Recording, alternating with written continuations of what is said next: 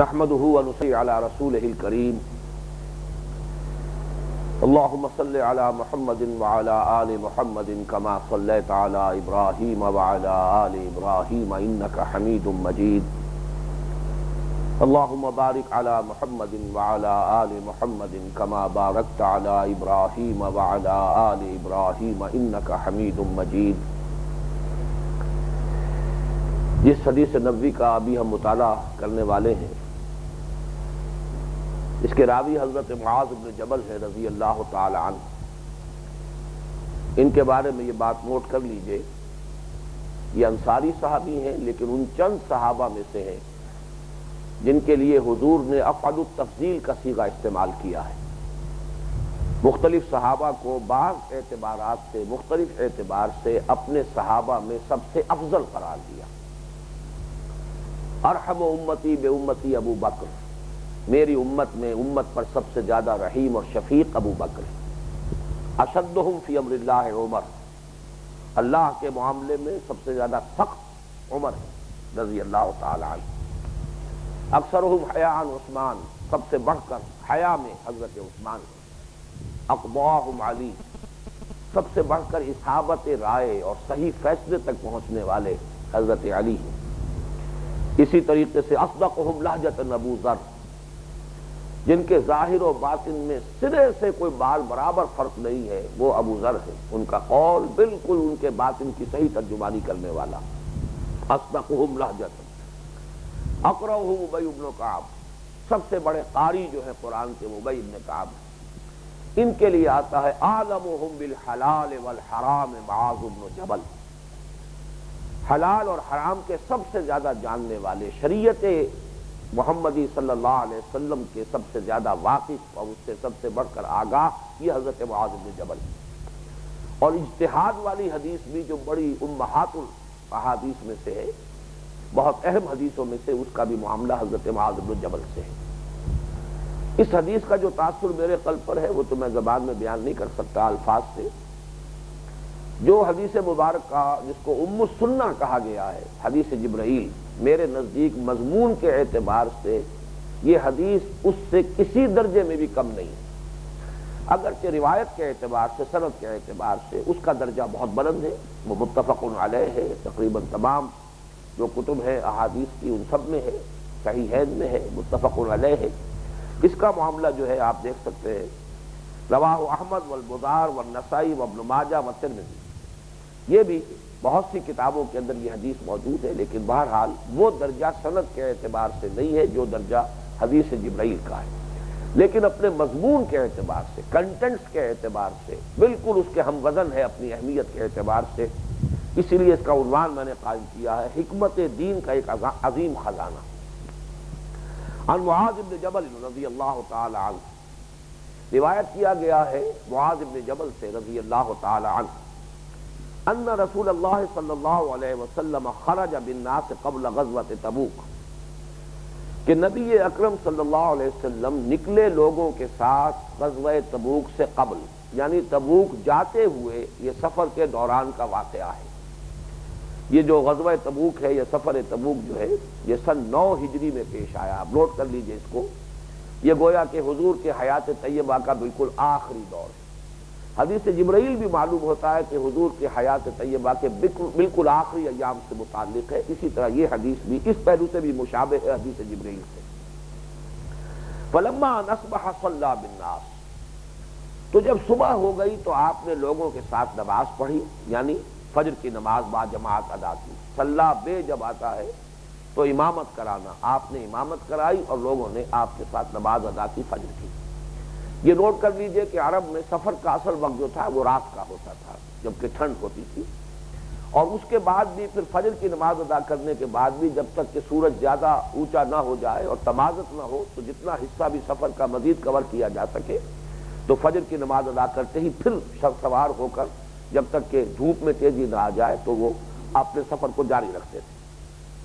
تو فرمایا فلما ان اصبح صلی بالناس صلاۃ الصبح ثم ان الناس ركبوا، پھر لوگ سوار ہو گئے، پھر اپنا سفر جو ہے شروع کر لیا دوبارہ۔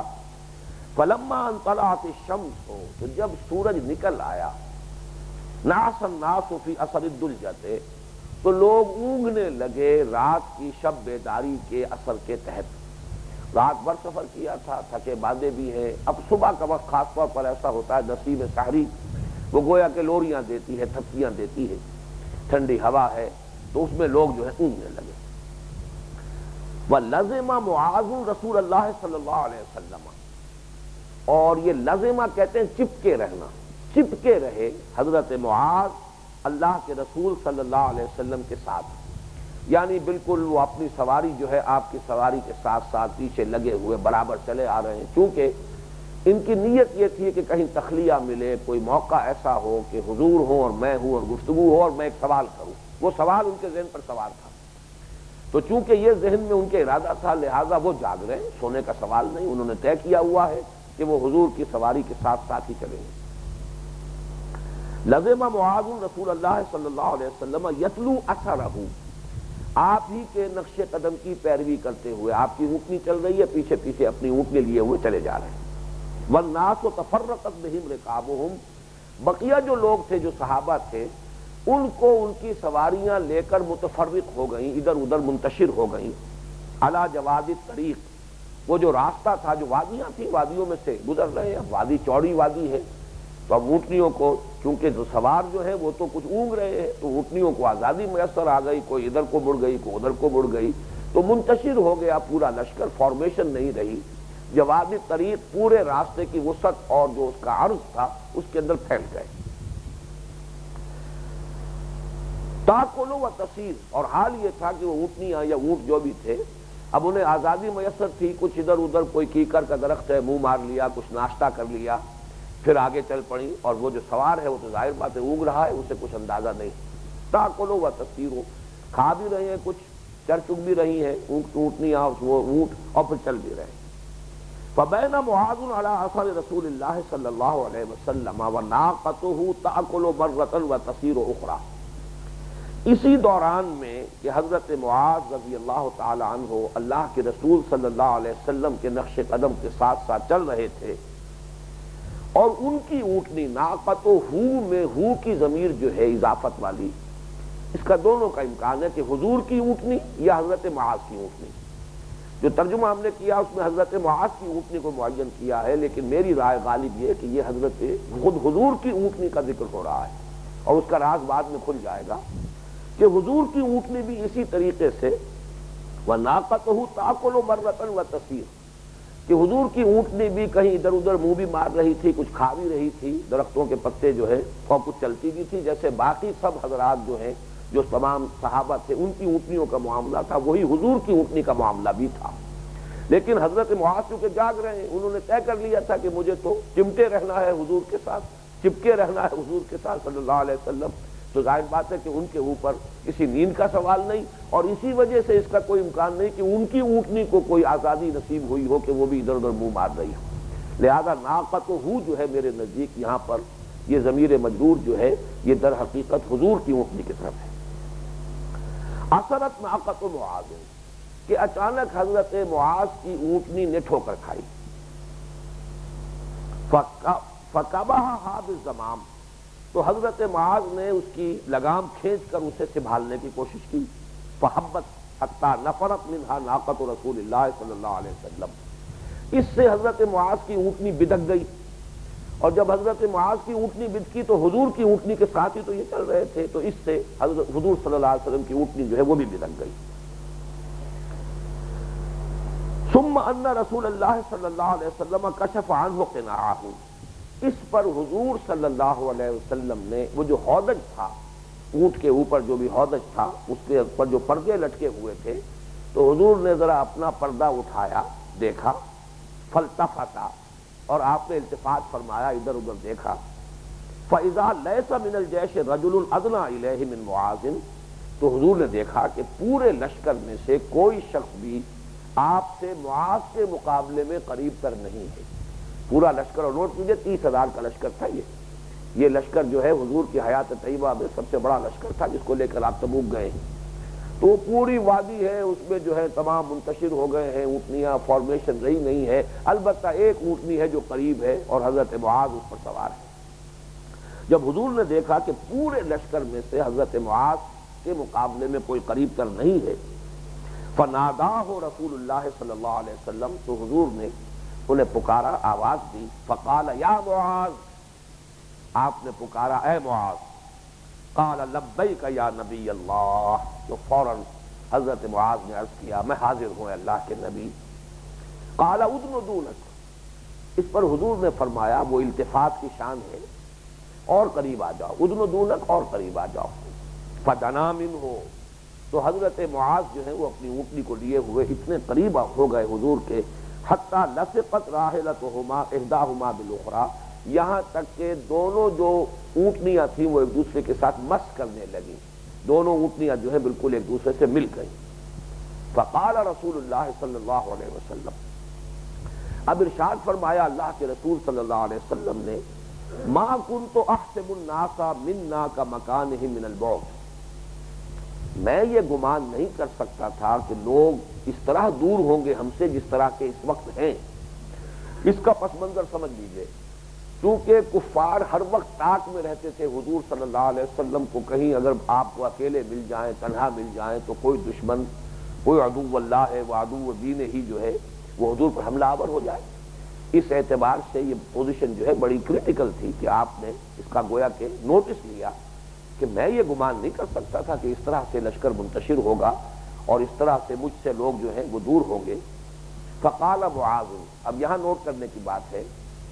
یہ ایسا موقع تھا کہ اس پر کسی شخص کی اپنی شخصیت جو ہے، اس کی جو اندرونی باطنی شخصیت ہے وہ سامنے آتی ہے۔ اگر ذرا بھی کچھ ہلکا پن ہو کسی انسان کی شخصیت میں تو یہ موقع ہوتا ہے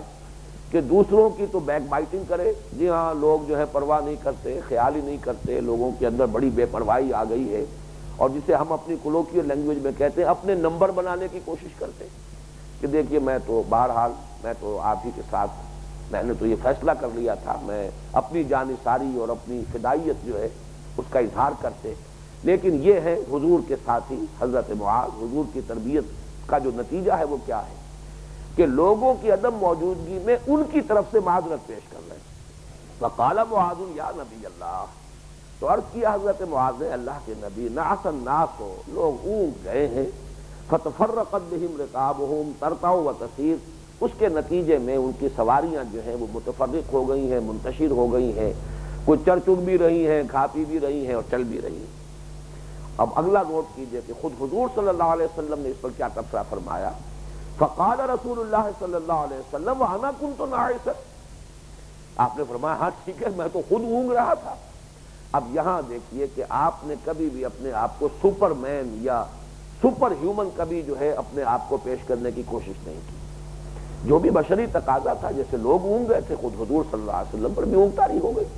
تو گویا کہ اس معذرت کو 100% قبول کیا، بلکہ خود اپنی کیفیت بیان کی ہے کہ ٹھیک ہے۔ فقال رسول اللہ صلی اللہ علیہ وسلم وانا کنت ناعسا، میں خود بھی اونگ رہا تھا۔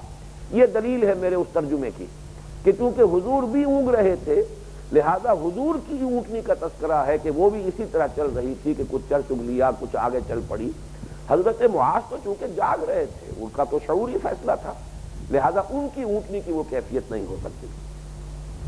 فلما رأى معاذ بشرى رسول اللہ صلی اللہ علیہ وسلم الیہ وخلوتہ،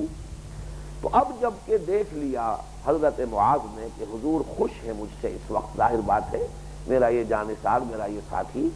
اس نے وہ یہ جاگتا رہا ہے اور میرے ساتھ لگا رہا ہے، میرے ساتھ جو ہے میری یہ ساتھ ساتھ چلتا رہا ہے، اس طرح کی بشارت اور جو ہے حضور کی طبیعت میں انبساط پیدا ہوا۔ وخلوتہ لہو، اور خلوت نصیب ہو گئی، اسی کے لیے سارے پاپڑ بیلے تھے، اسی کے لیے محنت کی تھی، ساری مشقت تو اسی لیے تھی۔ قال یا رسول اللہ ذلی اسألک عن کلمۃ قد امرضتنی واسقمتنی واحزنتنی،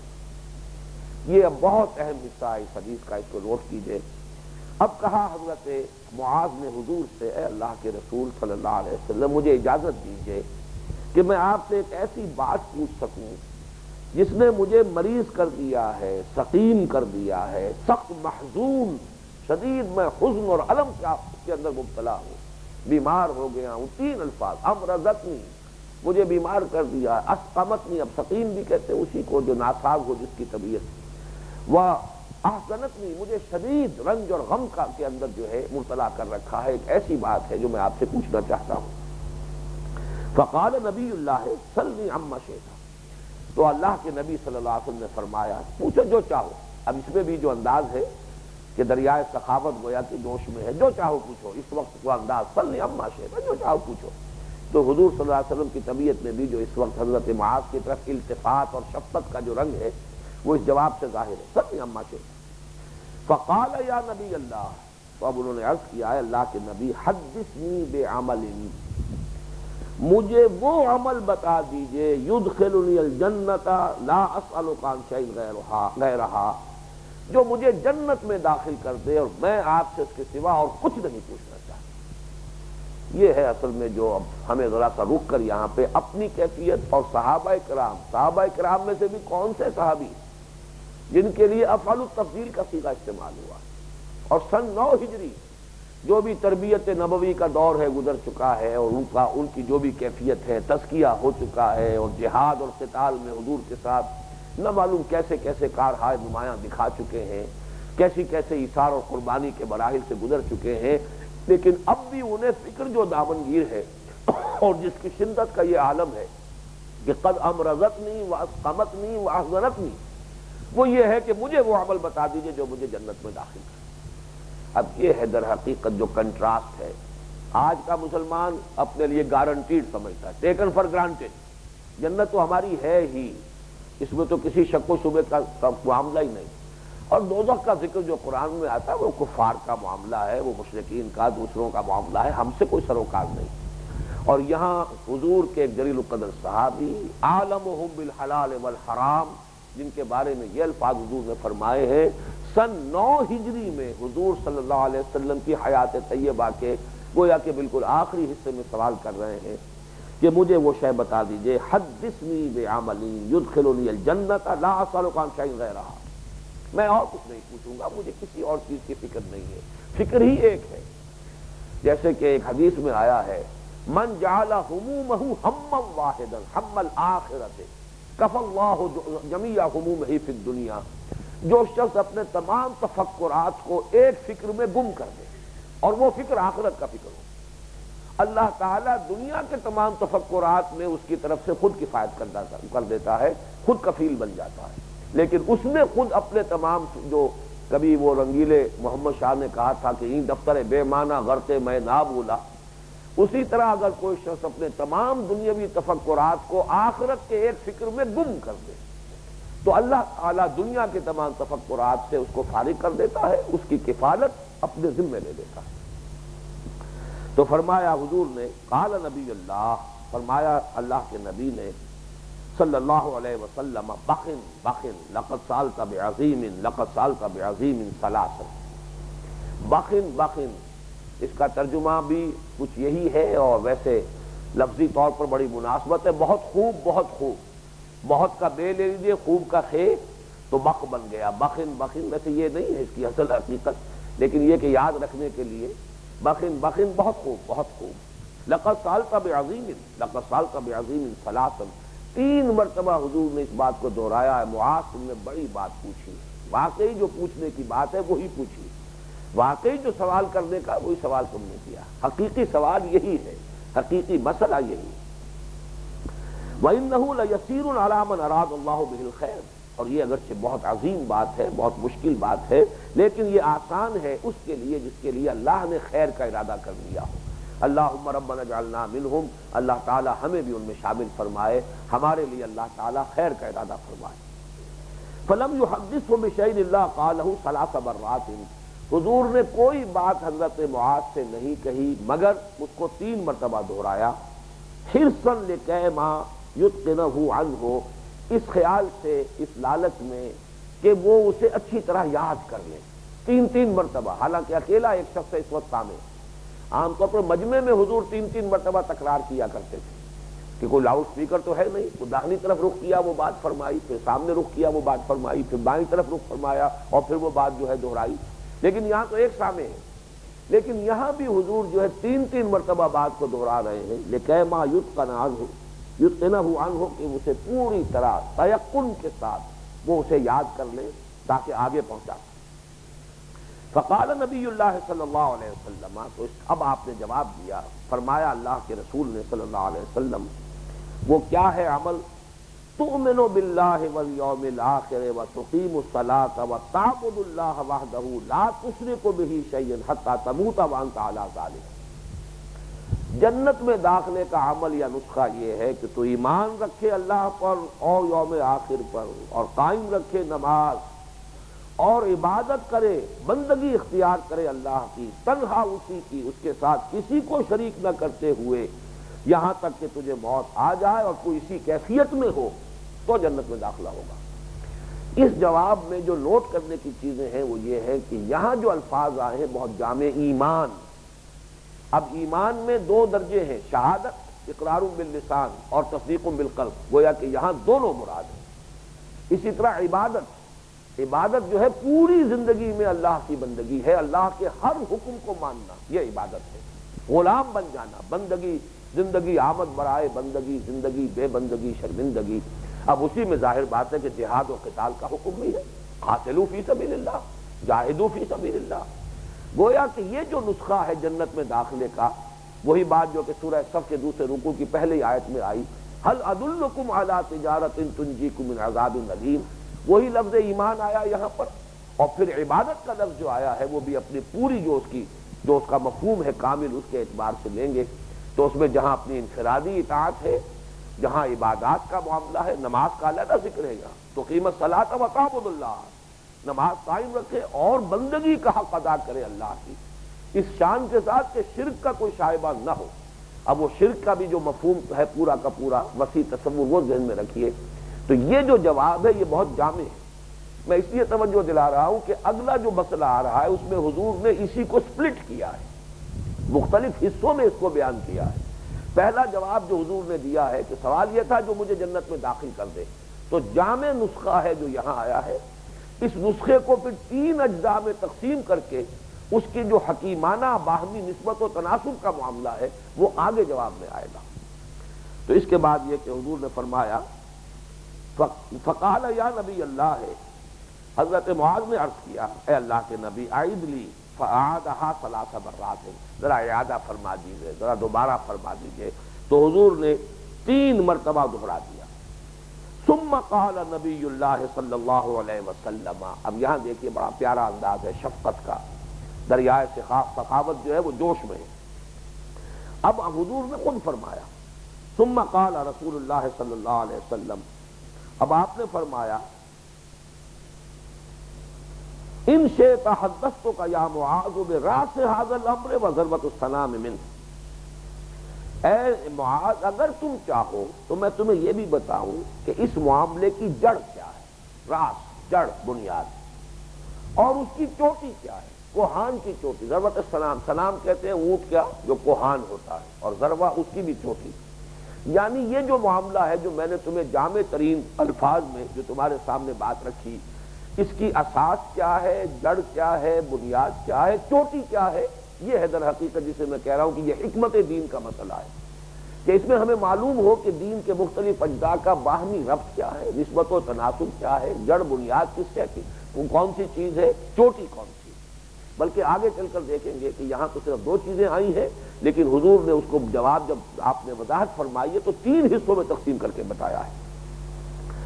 ان شئت حدثتک یا معاذ براس هذا الامر وذروۃ السنام، میں اس کی چوٹی بھی بتا دوں، جڑ بھی بتا دوں. فقال بأبی و امی انت یا نبی اللہ فحدثنی. اب حضرت معاذ کو اور کیا چاہیے تھا، انہوں نے عرض کیا ہے اللہ کے رسول میرے ماں باپ آپ پر قربان ہو جائیں، ضرور فرمائیے، میرے لیے یہ حکمت کا خزانہ ہوگا، میرے لیے یہ آپ کا بہت ہی بڑا فضل اور احسان ہوگا.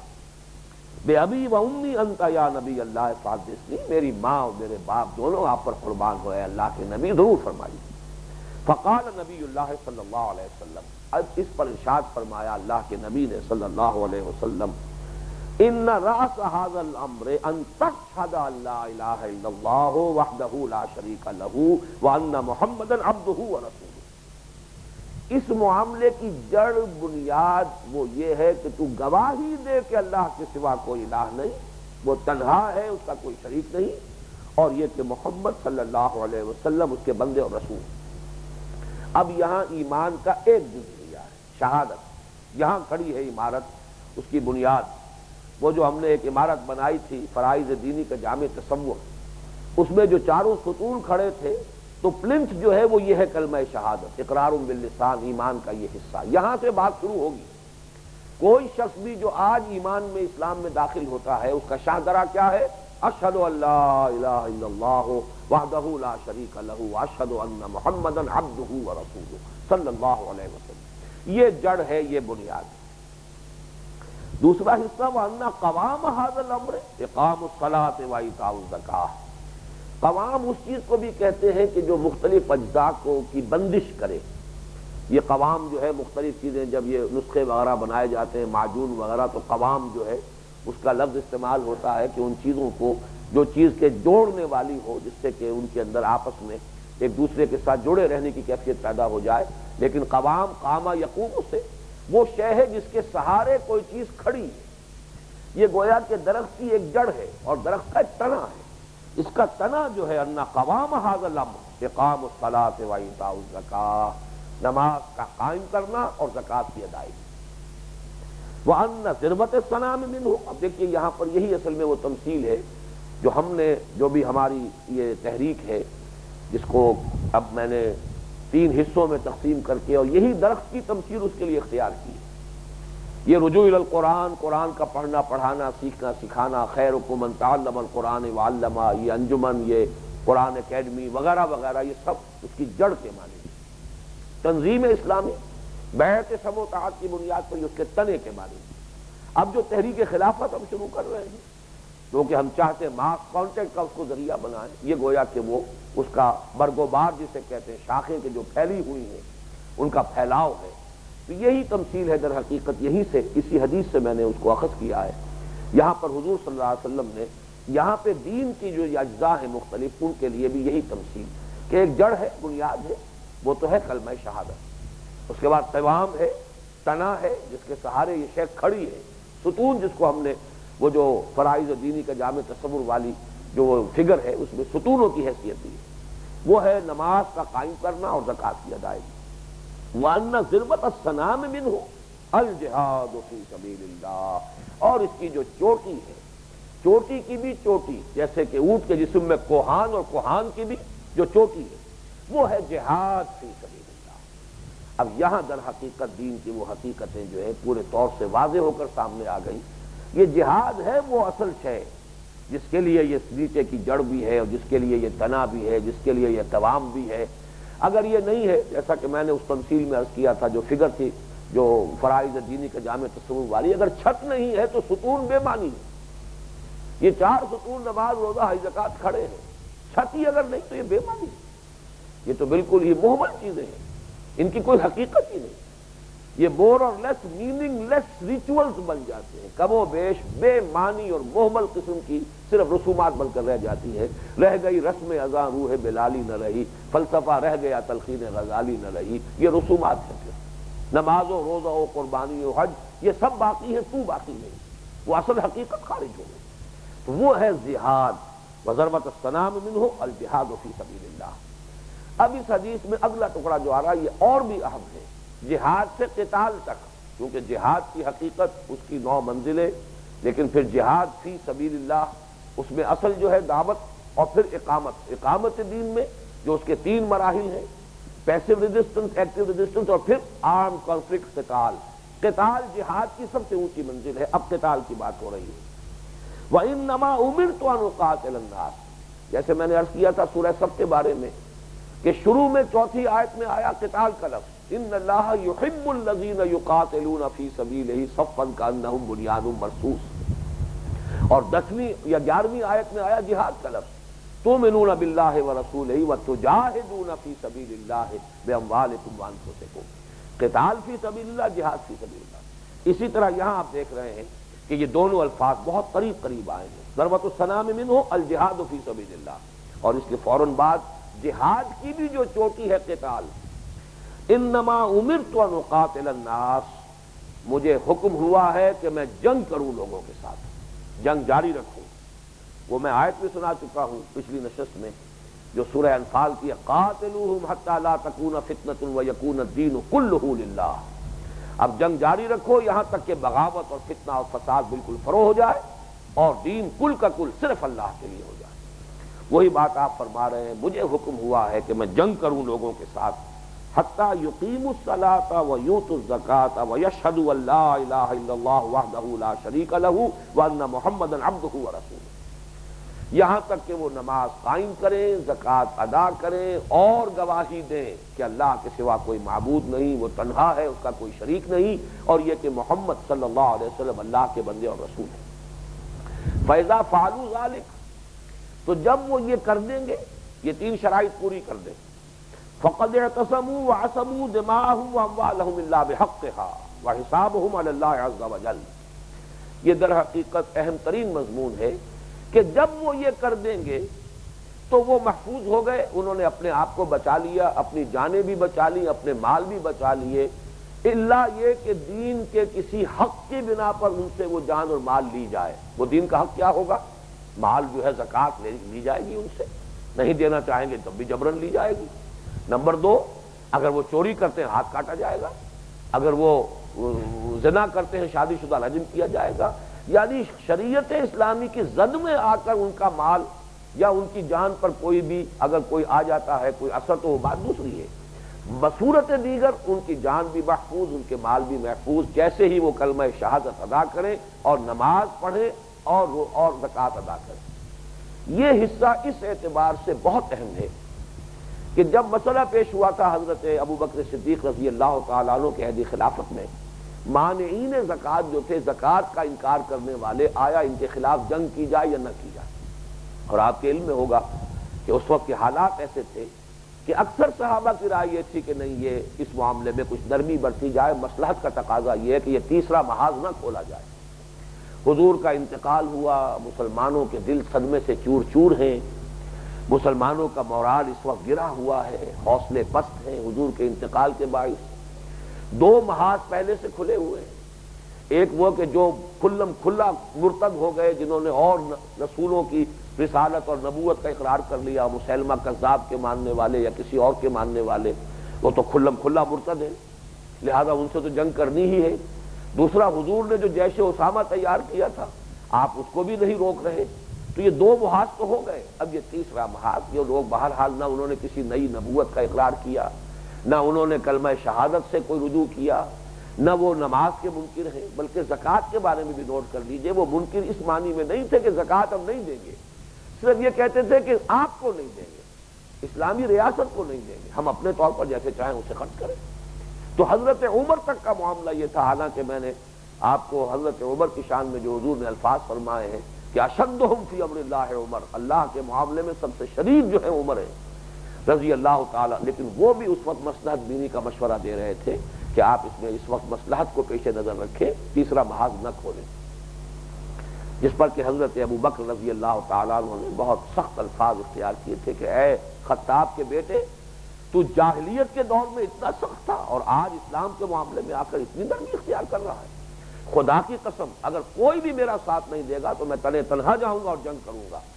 اس لیے کہ اللہ نے اور اس کے رسول نے جنگ کے خاتمے کے لیے جو کم سے کم شرائط معین کی ہیں، ان میں زکوٰۃ شامل ہے۔ یہی حدیث ہے جس کا حوالہ دیا ہے حضور حضرت ابوبکر نے۔ یہ حدیث تو یہاں تو بڑے طویل کانٹیکسٹ میں آ رہی ہے، مختصر حدیث بھی موجود ہے، 40 نبوی میں شامل ہے، انہی معاذ بن جبل سے رضی اللہ تعالیٰ عنہ، جس میں یہ آخری حصہ شامل ہے کہ قتال جاری رہے گی جب تک کم سے کم 3 شرطیں پوری نہ ہو جائیں، کلمہ شہادت اور نماز اور زکوٰۃ۔ بلکہ سورہ توبہ میں بھی یہی چیزیں موجود ہیں، یہی تینوں چیزیں ہیں کہ جن پر کہا گیا ہے کہ جو لوگ ان 3 شرطوں کو پورا کر دیں پھر ان کی جان محفوظ ہو جائے گی، ورنہ وہ قتل عام کا اعلان کیا گیا تھا، فَإِذَا انْسَلَخَ الْأَشْهُرُ الْحُرُمُ فَاقْتُلُوا الْمُشْرِكِينَ حَيْثُ وَجَدتُّمُوهُمْ۔ اب جہاں بھی پاؤ مشرکوں کو اگر یہ ایمان نہیں لاتے تو جیسے ہی یہ جو اشہر حرم ہے، حرام مہینے، محترم مہینے ختم ہو، ان کا قتل عام شروع کر دیں، الا یہ کہ وہ یہ 3 شرطیں پوری کریں۔ تو وہی 3 شرطیں یہاں آئی ہیں کہ فرمایا امرت ان اقاتل الناس حتی یقیموا الصلاۃ ویؤتوا الزکاۃ ویشہدوا ان لا الہ الا اللہ وحدہ لا شریک لہ وان محمدا عبدہ ورسولہ فاذا فعلوا ذلک فقد اعتصموا وعصموا دماءهم واموالهم الا بحقها، ان کی جانیں اور مال محفوظ ہو جائیں گے جیسے یہ تین شرطیں پوری کر دیں، الا بحقها، سوائے اس کے کہ شریعت کا کوئی حق ان کے اوپر عائد ہوتا ہو، شریعت کے کسی قانون کی یا فوجداری یا دیوانی کسی بھی دفعہ کے زد میں وہ آ جائیں۔ وحسابهم علی اللہ عز وجل، باقی رہ گیا ان کا حساب وہ اللہ کے ذمے ہے جو بلند و بالا ہے اور بزرگ و برتر ہے، یعنی یہ کہ کسی نے دل سے یہ کلمہ پڑھا یا صرف جان بچانے کے لیے پڑھا اور واقعتاً نماز اور زکوٰۃ کی وہ پابندی کر رہا ہے، یا یہ کہ مجبوراً کر رہا ہے، دلی آمادگی سے کر رہا ہے یا مجبور، اس کا مجھ سے کوئی تعلق نہیں، اس کا حساب اللہ لے گا۔ میرے ساتھ تو معاملہ یہ ہے کہ اگر یہ تین شرطیں پوری کر دیں تو میری طرف سے جنگ بند ہو جائے گی، ان کی جان بخشی ہوگی اور ان کا مال بھی محفوظ ہو جائے گا، جان اور مال ان کے جو ہے محفوظ ہو جائیں گے۔ باقی حساب اللہ کے ذمے ہے کہ کون مخلص ہے اور کون وہ کراہت کے ساتھ اور مجبوراً یا صرف دھوکے بازی کے طور پر کر رہا ہے، اس کا حساب لینا میرے ذمے نہیں ہے۔ اس میں ایک مسئلہ اور سمجھ لیجیے، یہ معاملہ ہمیشہ کے لیے نہیں ہے، یہ معاملہ خالصتاً اہل عرب کے لیے تھا۔ اہل عرب میں چونکہ حضور صلی اللہ علیہ وسلم خود عرب تھے اور عربی زبان میں اللہ کا کلام نازل ہوا، گویا کہ امیین پر، اہل عرب پر اللہ تعالیٰ کی طرف سے اتمام حجت بتمام و کمال ہو چکا، لہذا جس طرح وہ قانون ہے کہ جس قوم کی طرف کوئی رسول بھیجا گیا ہو اور اس میں اتمام حجت کا آخری حق ادا کر دیا ہو، وہ قوم اگر نہیں مانتی تھی، بحیثیت مجموعی اگر انکاری ہوتی تھی تو اس کے لیے عذاب الہی، عذاب استحصال کی شکل میں آتا تھا، نسیہ منسیہ کر دی جاتی تھی قوم۔ وہ عذاب تھا کہ جو اس قوم کے اوپر عربوں کے لیے مسلط کر دیا گیا تھا کہ اگر یہ ایمان نہیں لائیں گے تو ان کا قتل عام ہوگا، لیکن ان کے علاوہ بقیہ پوری نوع انسانی کو ایک آپشن اور دیا گیا، اور وہ آپشن بھی سورہ توبہ ہی کے اندر موجود ہے۔ ان کے لیے آپشن یہ ہے کہ یؤتوا الجزیۃ عن ید وہم صاغرون، اگر وہ اسلام کی بالادستی، اسلامی ریاست کی بالادستی کو قبول کر لیں، ہاتھ سے جزیہ پیش کریں اور چھوٹے بن کر رہنے کو تیار ہوں اللہ کے دین کی بالادستی کو قبول اور تسلیم کرتے ہوئے، تو جان بخشی ہو جائے گی۔ تو وہ یہودی رہے، نصرانی رہے، مجوسی رہے، ہندو رہے، سکھ رہے، پارسی رہے، کسے باشد، لیکن اہل عرب کے لیے یہ تھرڈ آپشن نہیں تھا، یا ایمان لائیں اور یا یہ کہ قتل عام ہو جائے گا۔ وہ بات ہے جو یہاں کہی جا رہی ہے، وَأُمِرْتُ أَنْ أُقَاتِلَ النَّاسَ، مجھے حکم ہوا ہے کہ میں جنگ جاری رکھوں لوگوں کے ساتھ، حَتَّى يُقِيمُوا الصَّلَاةَ وَيُؤْتُوا الزَّكَاةَ وَيَشْهَدُوا أَن لَا إِلَٰهَ إِلَّا اللَّهُ وَحْدَهُ لَا شَرِيكَ لَهُ وَأَنَّ مُحَمَّدًا عَبْدُهُ وَرَسُولُهُ فَإِذَا فَعَلُوا ذَلِكَ فَقَدِ اعْتَصَمُوا وَعَصَمُوا مِنِّي دِمَاءَهُمْ وَأَمْوَالَهُمْ إِلَّا بِحَقِّهَا وَحِسَابُهُمْ عَلَى اللَّهِ عَزَّ وَجَلَّ۔ اب آخری ٹکڑا جو ہے اس حدیث مبارک کا، اس میں قتال فی سبیل اللہ کا جو مقام و مرتبہ ہے دین میں، اب یوں سمجھیے جڑ ہے کلمہ شہادت، قوام ہے یا تنا ہے اقامت الصلاۃ، ایتاء الزکوٰۃ، چوٹی ہے جہاد۔ جہاد کی خود منزلیں ہیں اور اس میں سے بلند ترین منزل ہے قتال۔ تو اب قتال کا کیا مقام ہوگا، قتال کی اس دین کے نظام میں کیا اہمیت ہوگی، اس کو سمجھیے۔ فرمایا حضور نے وقال رسول اللہ صلی اللہ علیہ وسلم، یہ حکمت دین کا آپ یوں سمجھیے کہ جو خزانہ ہے اس کا ایک اور موتی، والذی نفس محمد بیدہ، اس ذات کی قسم جس کے ہاتھ میں محمد کی جان ہے، ما شہب وجہ ولا اغبر قدم فی عمل تبتغى فیہ درجات الجنت بعد الصلاۃ فصلاۃ المفروضۃ کجہاد فی سبیل اللہ، وہ تمام اعمال جن کے ذریعے سے جنت کے درجات طلب کیے جاتے ہوں اور اس عمل کے اندر لوگوں کے چہرے جو ہیں گردآلود ہوتے ہوں اور ان کے قدم گردآلود ہو جاتے ہوں، یعنی جو بھی عمل ہے جس سے کہ چہرے کا رنگ متغیر ہو جائے مشقت کی وجہ سے، یا جو چلتے رہنے کی وجہ سے پاؤں جو ہیں وہ غبار آلود ہو جائے، اور وہ عمل جس کے ذریعے سے کہ جنت کا کوئی درجہ، اعلیٰ درجہ جو ہے انسان کو مطلوب ہو، بعد صلاۃ المفروضۃ کا جہاد فی سبیل اللہ، وہ نماز فرض کے بعد کوئی اور عمل اس سے بڑھ کر نہیں ہے کہ اللہ کی راہ میں جہاد کیا جائے۔ ولا ثقل میزان عبد، اور نہیں بھاری کیا کسی بندے کی میزان کو. یہ جو میزان ہے جس میں محنت ہوگی، یعنی یہ بڑھ کر بوجھل سب سے زیادہ وزنی عمل جو ہوگا، نیکیوں کی میزان کے پلڑے کو نیچے کرنے والا اور بوجھل کرنے والا، کدابۃ تنفق لہ فی سبیل اللہ اور یحمل علیہا فی سبیل اللہ. وہ سواری، وہ گھوڑا یا اونٹ جو اللہ کی راہ میں کام آ گیا، یعنی وہ بھی ہلاک ہو گیا اللہ کی راہ میں جہاد کرتے ہوئے. ظاہر بات ہے جب تیروں کی بوچھار آتی تھی تو جہاں وہ ان کے اوپر سوار جو ہے ان کو تیر لگتے تھے، گھوڑوں کو اور اونٹوں کو بھی تیر لگتے تھے، ان کی بھی جانیں جاتی تھی. تو وہ سواری، وہ حیوان، وہ جانور، نہ اس میں وہ شعور ہے نہ اس کا وہ ارادہ ہے. ارادہ تو سواری کے سوار جو ہے اس کے اوپر اس کا ہے، اس کے مالک کا ہے، وہ عمل تو وہ کر رہا ہے. یہ جانور تو بہرحال اس کی ملکیت ہو کر یا اس کا جو بھی اس کے اشارے پر چلنے والا ہے، لیکن یہ جانور بھی وہ اس میزان کے اس پلڑے کے اندر نیکیوں کے پلڑے میں ڈالا جائے گا، اور اس کی نیکیوں کے پلڑے کو جھکانے والا اس سے بڑی شے اور کوئی نہیں ہے. کدابۃ تنفق لہ فی سبیل اللہ، وہ چوپایا جو کام آ گیا اس کے لیے، یعنی اس کو اپنے قبر پر سوار کر کر اپنی پیٹھ پر لے کر وہ جا رہا تھا اللہ کی راہ میں جہاد کرنے کے لیے، اور اسی میں وہ کام آ گیا. اور یحمل علیہا فی سبیل اللہ،